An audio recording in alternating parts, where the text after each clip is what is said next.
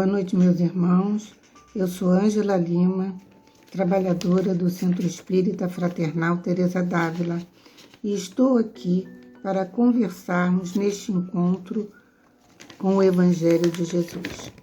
Para darmos início à nossa conversa, nós vamos fazer a nossa prece, dizendo assim: Senhor Jesus, nós te agradecemos por essa oportunidade da realização desse estudo.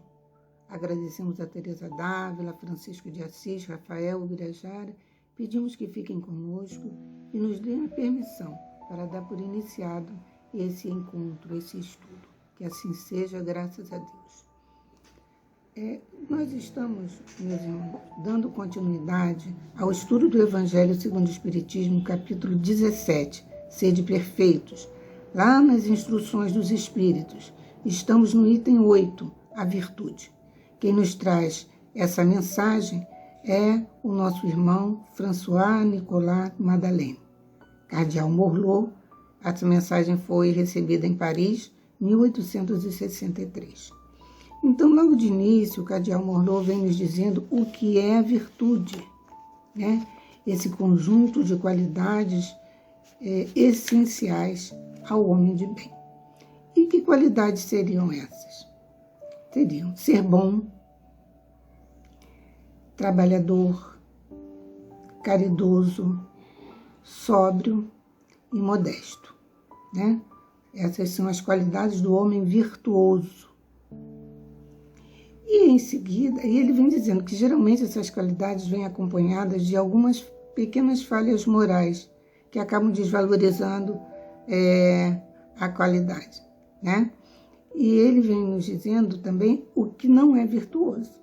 E o que não é virtuoso? A gente pode dar um exemplo aqui: alguém fez um bem, né?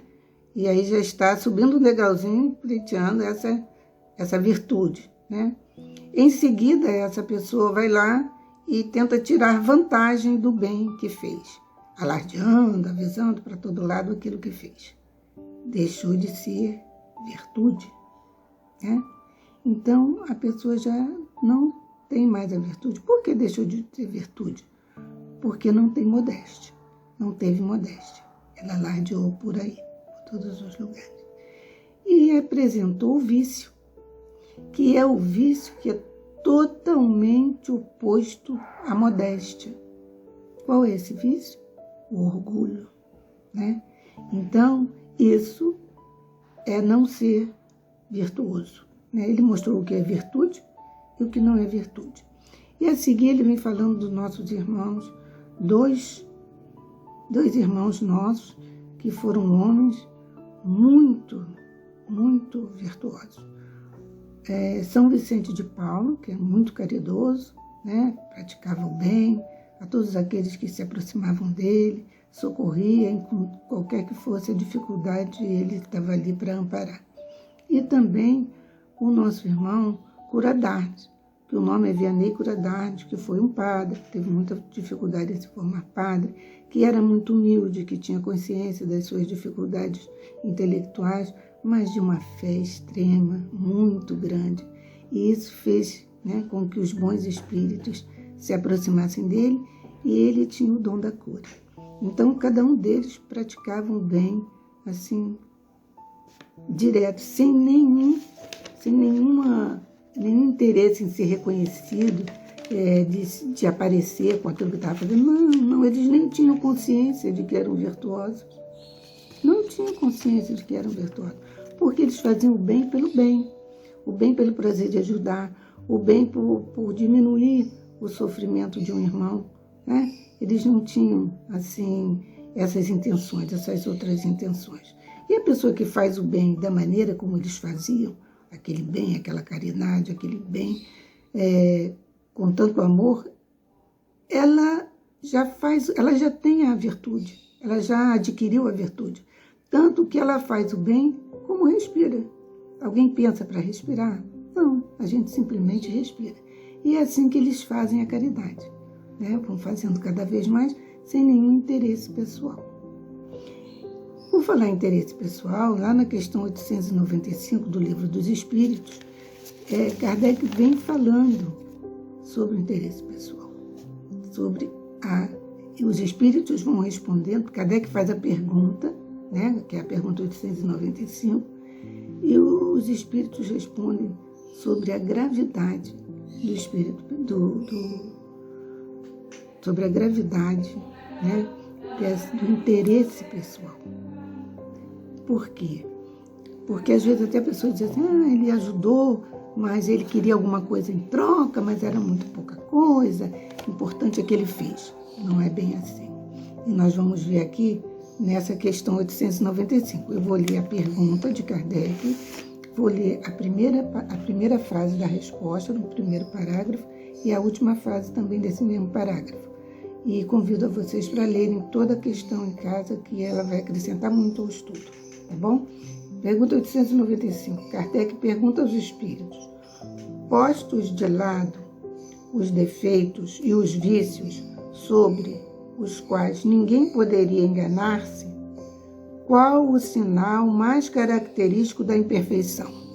Os espíritos respondem: é o interesse pessoal. E lá no finalzinho ele já vem falando sobre o desinteresse. Então eles colocam assim: o verdadeiro desinteresse é mesmo uma coisa tão rara na Terra que quando ele se apresenta, admiram-no como se fosse um fenômeno. Meus irmãos, por aí já dá para a gente ter uma ideia, né, da gravidade do interesse pessoal, do quanto ele pode destruir, né, aquilo que alguém vem tentando amealhar, vem tentando progredir. O interesse pessoal põe tudo por terra. E no próximo parágrafo, o nosso irmão vem nos fazendo um convite, né? Ele nos convida à caridade verdadeiramente cristã, que é a caridade com base nos valores do cristianismo, né? Caridade, né? Amor ao próximo. Então, a caridade cristã é aquela baseada nos valores do cristianismo. Caridade e amor ao próximo e assim por diante.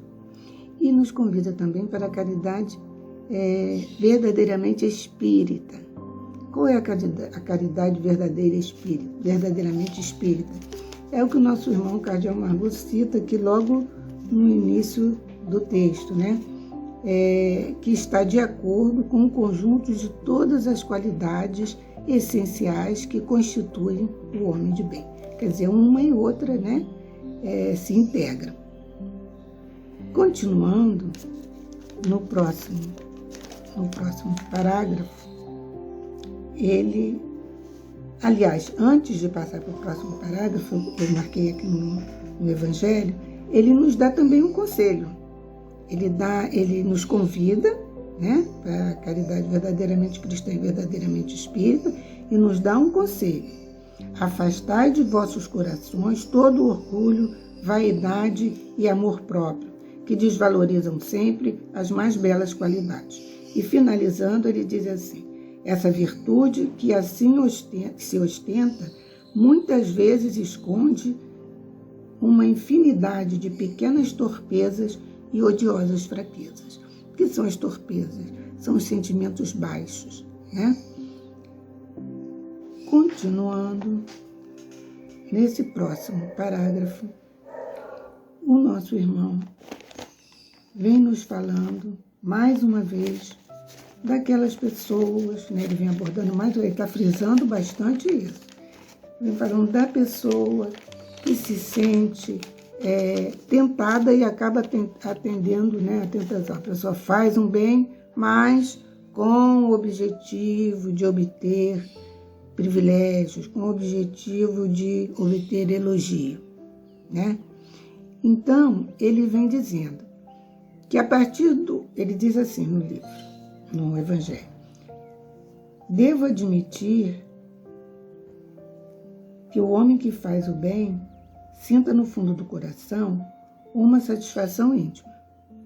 Mas desde que essa satisfação se exteriorize para obter elogios, ela degenera em amor próprio.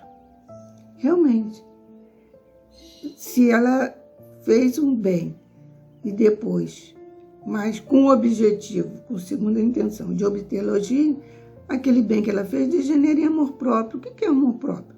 Orgulho, vaidade, né? Interesses pessoais, egoísmo. Isso tudo são vícios totalmente opostos à caridade, que é uma virtude, uma grande virtude, né? E, dando prosseguimento, aqui no último parágrafo, né, o nosso irmão vem nos falando fazendo uma convocação.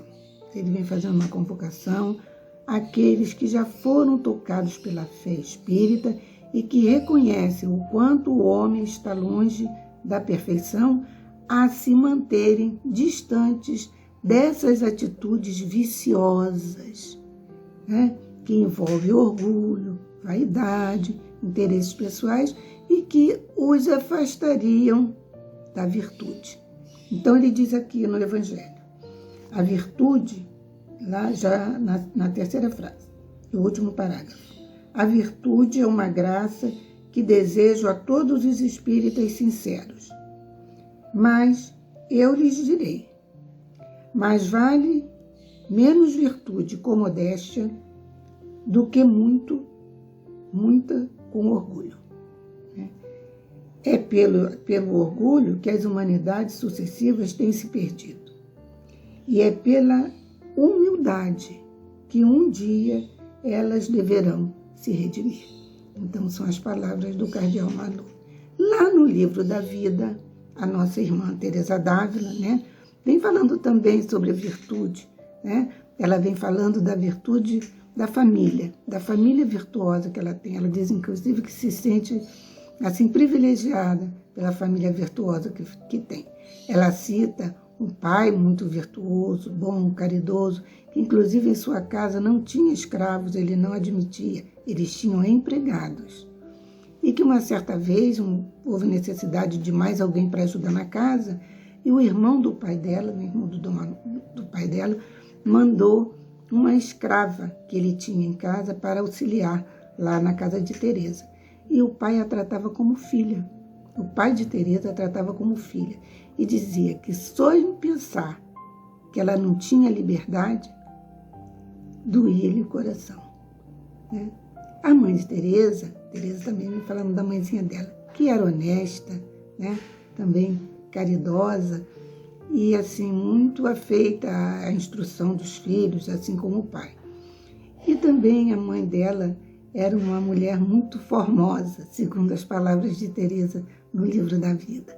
Formosa, né? Lá naquela ocasião era bonita, né? Quer dizer, a mãe dela era muito bonita, mas que não fazia caso dessa beleza.